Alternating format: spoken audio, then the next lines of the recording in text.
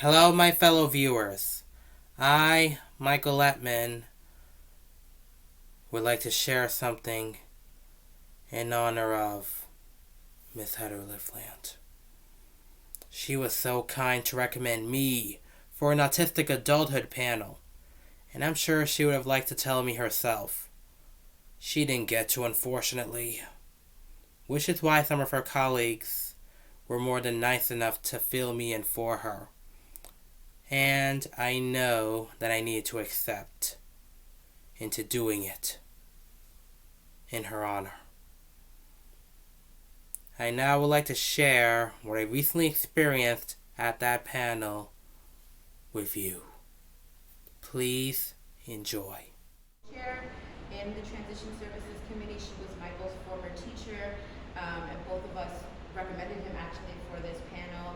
I worked really closely with Heather over the last, I would say, 5 years. She was a transition teacher at P373K and then became the transition lead coordinator. And Heather was somebody who was really passionate about supporting people with disabilities. She worked in 373K for many years, and in supporting her students to lead full and independent lives was a really top priority for her. We worked together a lot to transition students from 373 to adult-based services, mostly at AHRC, because that's where I work. But she was super passionate about having people do the best that they can in any areas and facets of their lives and connecting people to services, which was very important. So I've thanked Carrie as well for her participation in our council, and we miss her very much. And I think she is somebody that I emulate and hope that I can continue to honor her work that she's done for our community. Thank you. Thank you so much. And one of the number one thing that young autistic adults should know about autistic adults? I'm trying my best to say that question. My apologies. Okay. I understand the question. So, from my perspective, there is one thing, and I'll put it in a word. Independence. So the way I've been learning, I get the feeling that if young autistic individuals learn about independence, they can think and act for themselves. If they were to do that, good decisions can be made before bad mistakes occur. The way I see it, I get the feeling in the past they always need support. When the future draws near, they have to learn to, think and act for themselves. That way they can make the right decisions, make sure they do their needs, and make sure they can take care of things independently. They don't always have to rely on others 24/7. Yeah, because I always feel sorry that we always are in need of help many, many, many times. But when you reach adulthood, or even your elderly years, you have to think and act for yourself, right? So that's why I get the feeling the more you become independent, the more you can take care of things for yourself instead of always relying on others. That's the way I see it from my perspective. Thank you. I'm sorry. Can you talk about working? Of course. I have a lot to say about that, so I'm gonna hope that I can at least make it less than 3 minutes. Here I go. Back in my past, the first time I ever done working was at, Goodwill. One Goodwill in Manhattan and another one in Brooklyn. It was okay, but clothing, not really one of my career interests. As years went by and I reached high school, I got to volunteer at a child care center. And that ended up becoming one of my career interests. I got to work with children, like a helper. And at the end, turns out, I enjoyed that job so much, I really felt like I had a real job. But of course, I had to graduate and say goodbye to the job, and I actually still miss it. And you never believe this, but those were the years back when Miss Heather Lifland was my teacher. It was she who guided me through that work, and I can't thank her enough for how I've enjoyed that part of my career path. Eventually, as the years went by, and I got to a college program, I've been trying to find career interests or opportunities in the childcare field. And I managed to find a few. It was just, volunteer and everything, and interning, sorry. However, they still turned out okay. I mean, I still got to work with kids for free. It was okay. And I eventually continued working on my career path since then. And as of right now, I graduated. Well, last year. And I'm currently an alumni. And I've been working really hard to see if I can earn a excellent position in the childcare field. And I managed to find a few so far. Well, gave me some job interviews, but still working on it. And from my perspective, I always feel sorry that those of us on the autism spectrum have a high percentage rate of being unemployed and underemployed. That's what I'm trying my best to avoid by the time I get to start working. So, by the time I earn myself a position, I'm gonna hope that I can keep it for at least my future. And remember this fact. I may not be paid much, but I want to focus on the number one priority. Being happy.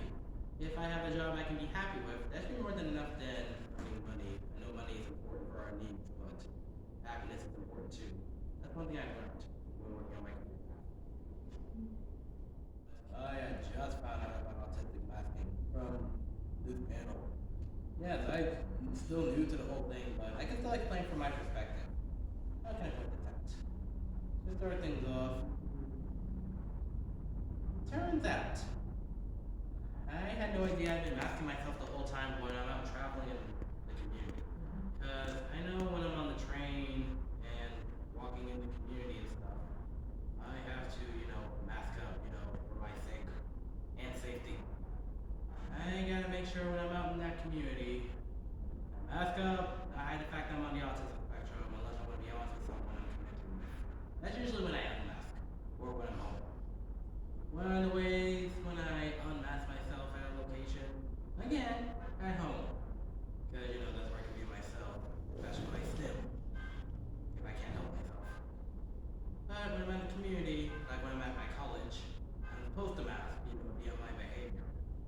And make sure I don't look odd to anybody. Make sure I don't look strange to make anyone else look bad. I gotta make sure I keep that in mind, especially when I start working. Oh, one thing for sure I can add. I'm pretty sure back when I became a student teacher, from being the first ever student in my program to earn field placement, I was on my behavior. I managed to, not show off any signs of my autism. I took my time with volunteering and everything, and it turned out okay from my masking. So that's a lesson I've learned from this panel. When you're out in the community or you're working, make sure you mask up. If you're at a location like at home, then it's okay to be unmasked. Years, I'm grateful to have been connecting with so many others who managed to understand me, and they're very kind and caring to accept that I'm on the autism spectrum and they managed to have known me well. For example, back in my high school years, again, the one person in my support network who I recently lost. She was definitely an important part of my network. Boy, I can't thank her enough for everything she ever done for me. She really understood me so well. She has done so much for me. Continuing. Eventually, as the years went by and I got involved with AHRC NYC, I managed to find more individuals and even staff who managed to have understanded me so well that I ended up connecting with them. And I'm grateful to that organization for having so many staff and individuals who have connected me so well. Connected with me so well, that's what I meant to say. And there's my college program. Not just the staff and individuals in the AHRC, there's also the college professors from Kingsborough Community College that I managed to have connected with. Plus, they stayed in touch with me after I graduated. You think that happened to every student that graduated? Wow. I'm grateful to that. That just shows that my support network is so good, not just with family members too. But there's one thing for sure.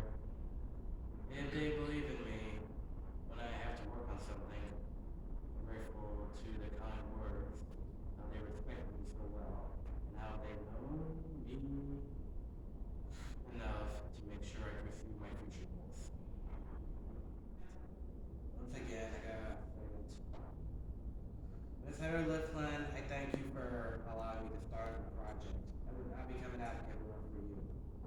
And it just shows you didn't expect a teacher or someone in your support network to become an inspiration to motivate you in becoming an advocate.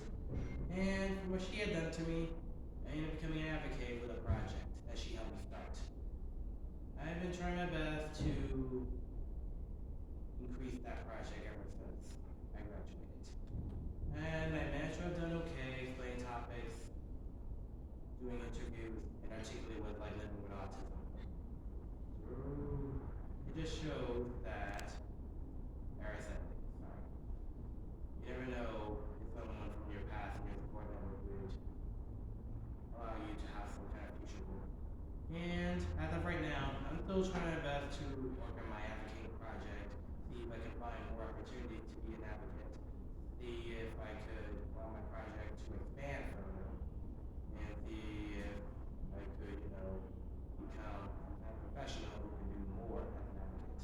I still have a long way to go, but I'm trying my best, and I think my project managed to have earned some boost thanks to my experiences at AHRC and Lifland. Then I'm questioning to myself, rhetorically, Nicole, what else can you do with your project? Can you interview more? Could you travel to, your countries or something to see if you could expand your project further? Could you, work with other advocates who are highly professional than you are to see if you could increase your level as an advocate or something? Those questions shall remain unanswered as I continue to try my best with my own project known as Living with Autism by Michael Levin, which is literally just a channel on YouTube and a blog made neowix.com. I'm sorry, I don't know exactly how old you are, but No, you He's got just right. about to be 30. yeah, I was in 100% sure. And literally less than 30, it was just a few years when my guardian found out that I was on the autism spectrum. And as the years went by, good and bad experiences, obviously. According to my guardian, I need to be placed at rightful settings where my needs can be taken care of. And of course, she knows what's best for how I must be taken care of.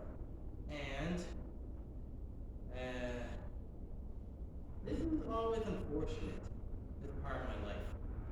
I never found out when Michael Levin, realized that I was on the autism spectrum. I know it was during one of my school years, but I never just made it. As of right now, I'm just used to the fact that I know that I'm on the autism spectrum. And I just wish I had the memory of how I first found out about autism and how I found out I had autism. But one thing for sure, during one of my school years that I can't even remember. And that kind of, irked me. But as of right now, I understand that someone like me must be taken care of in a very special way, or in a very different way than normal. All I know is I can accept what my guardian has to do for me, and I'm happy with the fact that my family members accepted me for who I am. I'm glad to have done my best with answering questions from my very own perspective. I'm also grateful to both Michael and Nicole for how the three of us managed to allow our guests to have a great time at our panel. And lastly, I am proud to have pleased my former high school teacher, who's right up there watching us from above. I'm sure she managed to have enjoyed that panel herself. And of course, I would like for my many viewers to please stay tuned for more of Living with Autism by Michael Lettman as I proceed with becoming any kind of help for the autistic community.